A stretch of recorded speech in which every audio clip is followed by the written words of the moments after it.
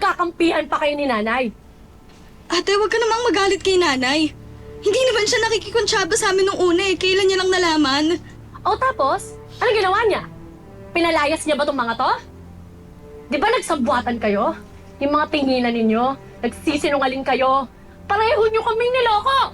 Ate, alam mo naman pabayaan namin sila! Wala akong pakialam!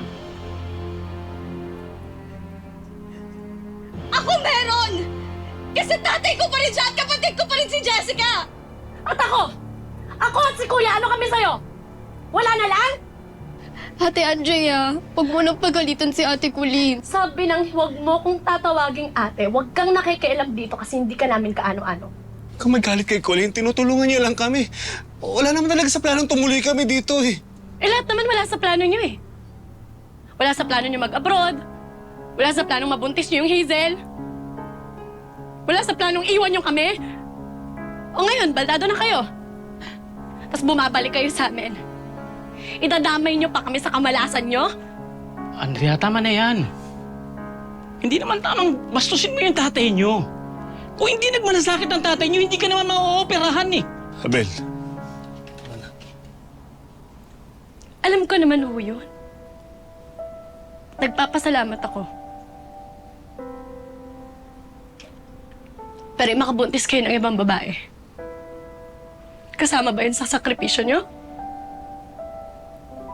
Pati ho ba yun?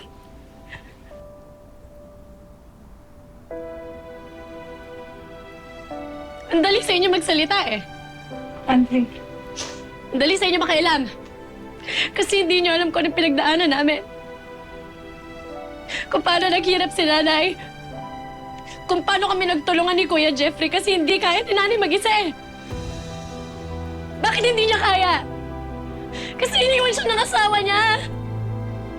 Mag-isa lang siya.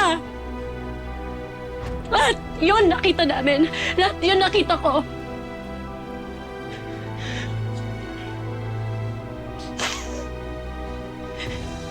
Kumapang kami. Nahirapan kami, nasa lusa kami kasi wala kaming ama. anding anak. Huwag mo akong tatawaging Andeng. At hindi mo ako anak. Matagal nang patay ang tatay ko. At ang patay hindi na nabubuhay. Ang patay, manggugulo lang. Mananakit. At yan ang ginagawa mo. Sinasaktan mo kami, ginugulo mo kami. Yun ang ginagawa mo. Ate! Umalis ka dyan! Andrea! Andrea! Ate, tama na! Hindi na tama yung mga pinagsasasabi mo kay tatay! Sumusobra ka na! Ate, hindi tayo nag-aaway dahil sa kanya! Nag-aaway tayo dahil ang tigas mo! Ikaw ang matigas ng ulo! Bakit tayo nagkakagulo ngayon? Hindi ba dahil sa kanya?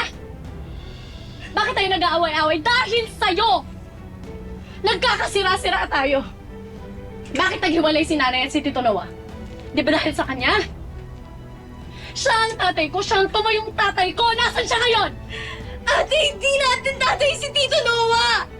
Siya ang tatay natin! Tito Noah, tumayong tatay ko ng ilang taon. Pero dahil sa lalaking to, nasaan ang tatay ko ngayon? Nag-resign siya. Lumayo siya kay nanay, wala siya sa buhay ko. Nang dahil sa'yo!